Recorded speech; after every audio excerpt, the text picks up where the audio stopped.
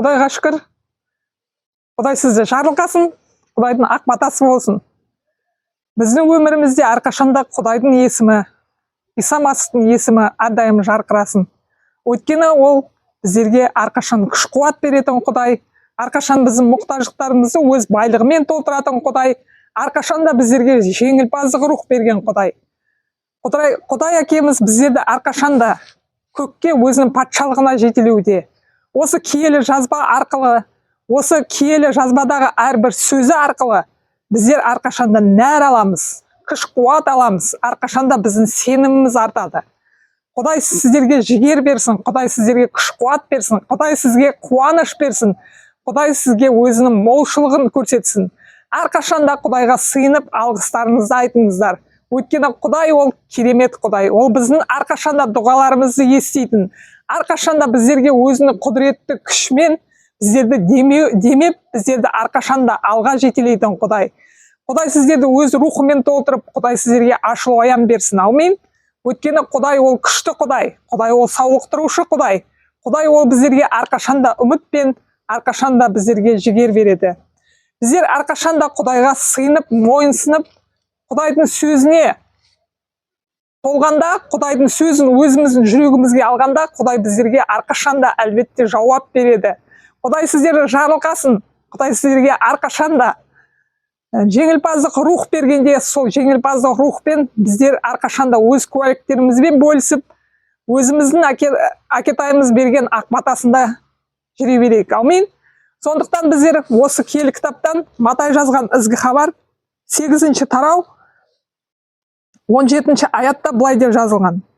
Осылай Ишая пайғамбардан ол біздің қасіретімізді өзіне алды, біздің ауруларымызды өз мойнына көтерді. Біздер әрқашанда осы аяттан ашылу аян алуымыз керек. Өйткені Құдай айтады: мен сіздер үшін үлкен бағалы құн төледім. Мен сіздерді құтқарып алдым. Мен сіздерді әрқашанда сауықтырамын дейді. Көрдіңіздер ме?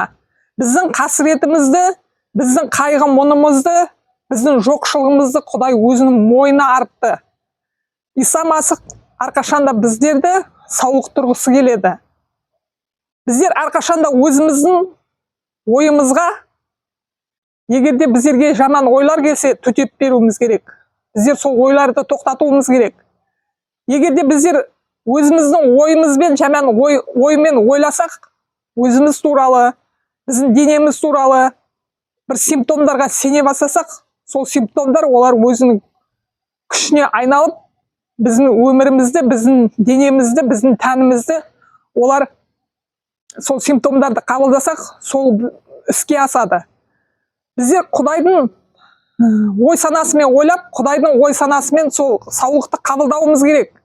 Біздер әртүрлі симптомдарға, әртүрлі жаңағыдай өзіміздің денеміздегі ауруды ешқашанда уайымдап, сол симптомдарға сенбеуіміз керек. Біздер Құдайдың уәдесіне, Құдайдың сөзіне, Құдайдың өзіне сенуіміз керек. Құдайдың сөзінде жазылып тұр: Иса Масих сенің жарақаттарыңды өз мойнына алды дейді.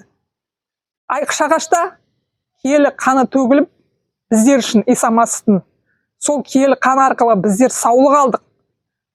Сол саулықты алып, біздер әрқашанда жеңілпаз Құдайды мадақтауымыз керек. Аумин.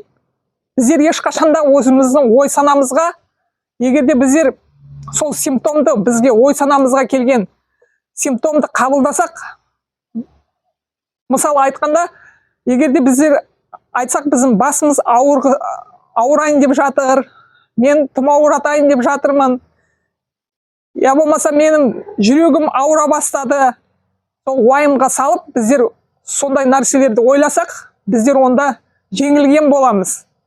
Біздер керісінше Құдайдың ойымен ойлап, Құдайдың сөзімен жариялап, біздер айтуымыз керек: жоқ, мен ол симптомдарға сенбеймін, мен денем ол Құдайдың берген маған киелі үйі.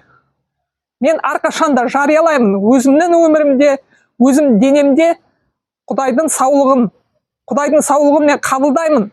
Иса Масихтың атынан жариялаймын: менің Құдай берген киелі үйім әрқашанда саулықта деп, әрқашанда қуанышта, әрқашанда мен саулықта жүретін адаммын деп біздер жариялауымыз керек.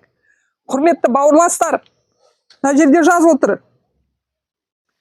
Біздің қасіретімізді өзіне алды, біздің ауруларымызды өз мойнына көтерді дейді. Сондықтан біздер Құдайдың киелі кітабына сеніп, біздер Құдайдан саулық алайық. Аумин. Өйткені біздің ауруларымызды Құдай өзінің мойнына көтерді. Біздер енді жаңа адамдармыз. Енді біздерде жаңа өмір, жаңа келешек, жаңа біздің болашағымыз. Біздер өйткені Құдайдың ұл қыздарымыз.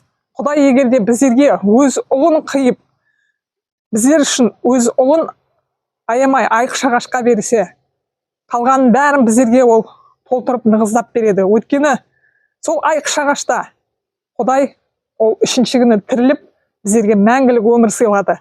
Құдай сіздерді жарылқасын, Құдай сіздерге жігерлендірсін сіздерді. Сіздердің рухтарыңыз көтеріңкі болып, сіздердің жаңағы саулығыңызға әрқашанда күмәнданбай, соны сеніммен қабылдап, Құдайға алғыстарыңызды айтыңыздар. Жақын адамдарыңызбен, көрші көлемдеріңізбен бөлісіңіздер. Осы саулық арқылы сіздер керемет Құдайдың ғажайып істерін көргеніңізге. Сол нәрсемен бөліссеңдер. Көптеген адамдар Иса Масих туралы, Иса Масихтың ғажайып істері туралы куәліктер көп естиді. Иса Масихтың атынан Құдай сіздер жарылқасын. Аумин.